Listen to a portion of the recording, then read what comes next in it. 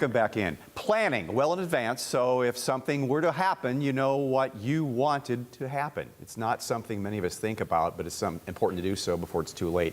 This afternoon we have Sara Chambers with Hospice of Northwest Ohio with us to talk more about advanced healthcare directives. So many people get in a situation like, well, end of life is coming, and like, you just don't know when to let it go or keep trying. Sometimes you're the patient, you need to let your family know what you want, and also it's difficult on your family having to make those decisions. Correct, and I think a lot of times this type of planning has been directed towards older people or people with already a diagnosis. And if you look back at the history of why we have advanced directives, it's because of younger people having a sudden illness or injury and needing decisions made for them. So that's what the advanced care planning process is about, and the paperwork, the documents themselves are referred to the advanced directives.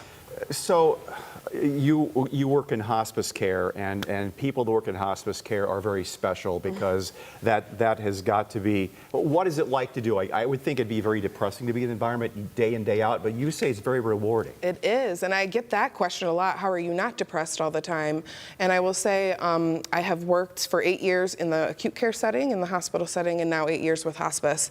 And I've seen the impact that a hospice team can make as far as the journey from the point that somebody has become terminal or the point that they have become ill or injured and they need decisions made. And the journey can be smoother if you have the people around you who know what questions to ask and what resources to use.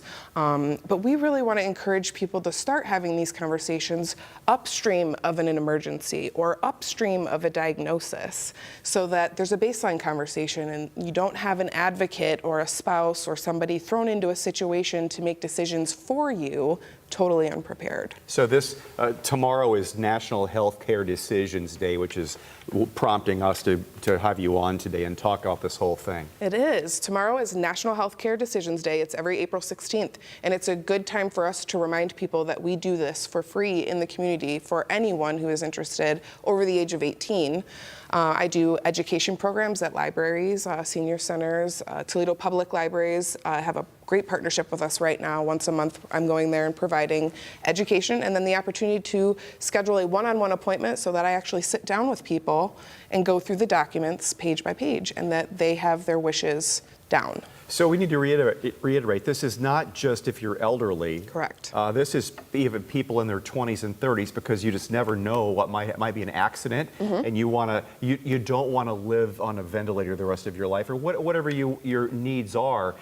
You need to have that spelled out. So what's the step? Is that a legal thing you have to do? It is, but you actually don't need a lawyer. In the state of Ohio, we have a standard set of documents that can be downloaded and printed out. I will warn people that it's 43 pages long plus, and about 12 of them you engage with. So it's good to have a facilitator there who asks you a series of questions and is listening for themes and your goals and your values. And then afterwards, going page by page and making sure that your living will reflects what you would and would not want should something happen to you if you could not speak for yourself. And you're right, that could happen to a 21-year-old. But there's so many wrinkles to it. I know confronting it in our life, there's so many different scenarios that are in this, and it's like, well, gosh, I don't know. So the first step is to just name a person that you trust to name as your healthcare power of attorney. And this is totally separate from financial planning. So this person is only your advocate if you cannot communicate. And the second step is to make a plan if you were to have a traumatic brain injury. And after that, then you update it every decade, or if there is a diagnosis, because then we can update it based on that diagnosis. If it's a neurological disease, let's talk about the right outcomes, the wrong outcomes. If it's a cardiovascular disease, what's okay for you and what's not?